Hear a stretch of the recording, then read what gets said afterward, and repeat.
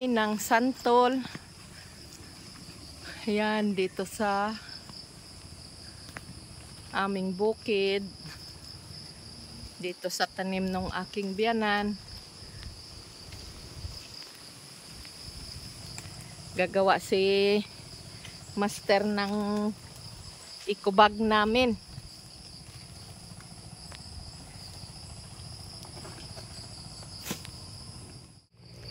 Yan. Ang malalaki ang piliin mo at si Ate Lynn manghingi din yun nga mga 5. Ayun oh, malalaki pa. Yan. Kakawit ng santol. Yan.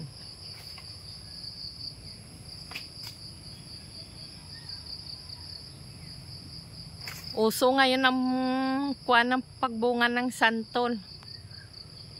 Ay ito ay malapit na ito maglipas. Kaya kukuha kami, kakayuri namin at i-stack lang. Anong nilalagay pa pagbuburo ng santol? Asin lang? Buburuin namin para kahit matagal na mayroon kami magagataan na santol. Masarap yan. Gagataan.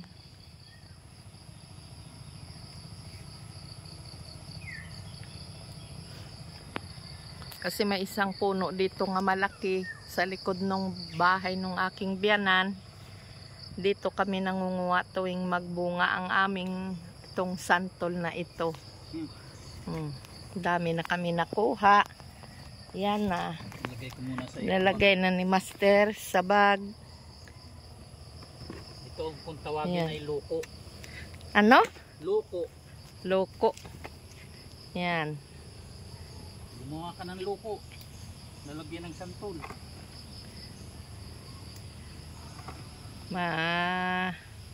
Pinaka anong lagayan. Kung sa bayan ito, bibilhin mo 10 piso na.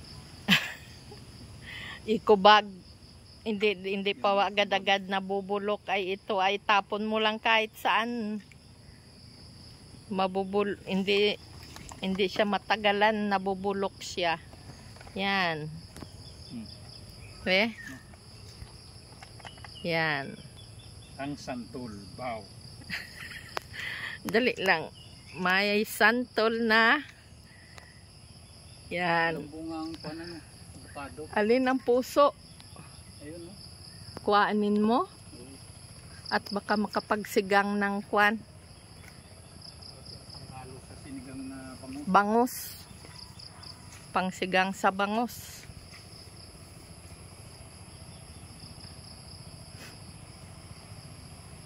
Ay, laki nga. Saan? Saan? Saan? Anong kulay? Ay, oo, ayun oh. Ay, ala, Diyos ko, kubra yun pa. Ala. May ahas. Nasaan na yun? Oh, nakakatakot naman din ni ay. Nasa loob ng kulungan. Ayaw ko iupuntahan at baka mamaya ay matuklaw tayo ay. Kakatakot eh.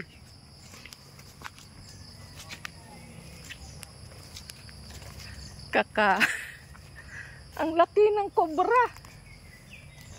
Ang igsi niya lang. Kakakuha ng nervyos pag nakakita ng gayong kwan. Masukal kasi dito ang palibot ng kwan dito. Maliit man pala yan pa. Okay lang. Dito ka kasi banda. Oh, nasusugatan na.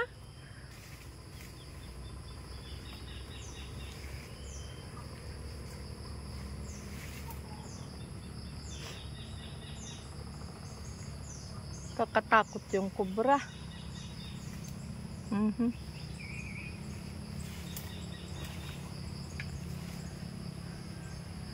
Kukuha. Kaya nga. Kaya nga lang ay di. Pag hindi mo makita. Baga, ayun pala pa oh. Ayan pa oh. Oh.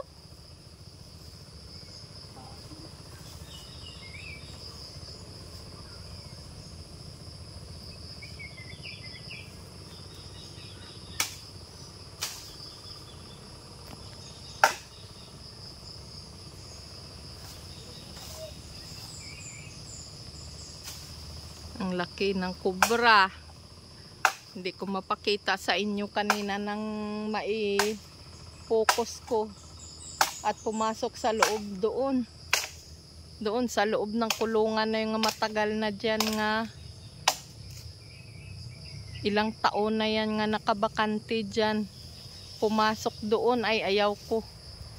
Pumunta at baka mamaya ay bigla ka na lang tuklawin.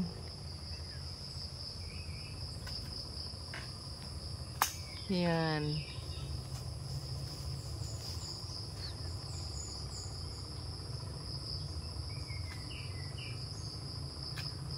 Puso. Kumukuha ng puso. Gulay dito sa amin. Ayun. Natabunan. Malaki-laki kaunti.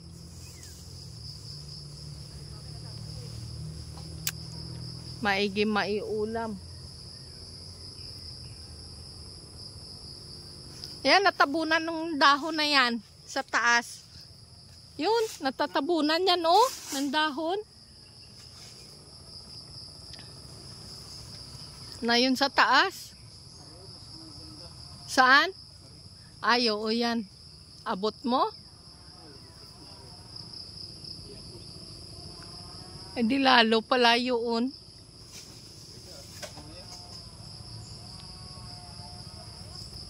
Yan lang ang isa.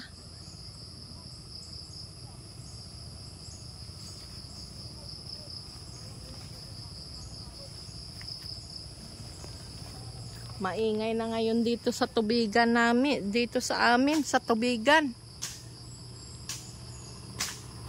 Busy na ang mga tao. Gawa nung nagkatubig nung bagyo, hindi naman masyadong madami. Tama lang. Nga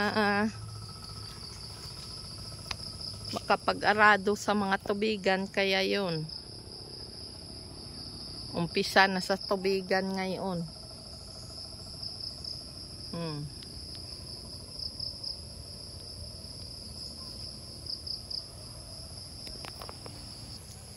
Tapos na magkuha si Master ng puso.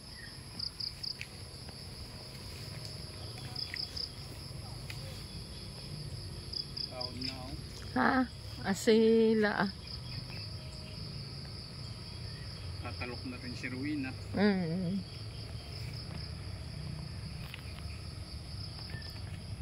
Balik na kami. May nakuha na si Master. Kaya nagtago. At saka labong. May nakuha na rin kami. 'Di ba? Kompleto ng aming ulam. Ay! Ako pa na anuhan ay. Kamamay ay na. Ha? Naandyan kanina pumasok. Ayun o, bukas bagay yun. Lakad na, oo. Baka mamay ay. Laki. Haba. Hindi, maigsi lang nga. Diyan pumasok, oh. Yung malaking kubra. Diyan. Ay, nakakatakot naman kasi din eh. Pauli-uli. At yan, nung sukal na sira ng bahay ng aking biyanan, oh. Wala si may nakatira ilang panahon na. Ilang taon na nga walang tao.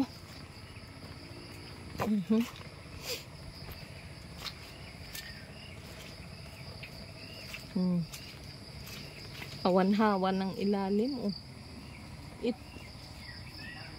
Ha?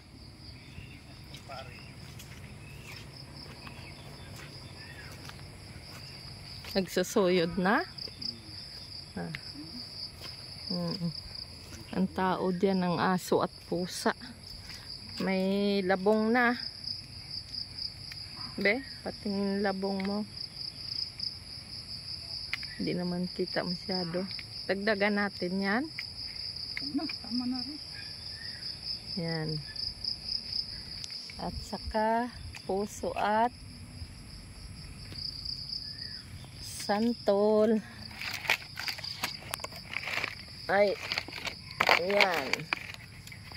Puso at santol. At saka may isang labong. Yan oh, labong. Parang matigas. Nailaga ay. Lambot baga oh. Ang kuwan ng ano. Be, ito mo na ilagay. Yan. Yan ang konsumo ng mga senior. Ito ang aming gulay. Labong, santol, at puso. Yan. Kami ay pauwi na. Pauwi na kami uli ni Master sa aming bahay. Ang ganda dito. Mahangin. Sariwang hangin na malalanghap. Dito sa amin, probinsya. Bye-bye and God bless sa inyong lahat.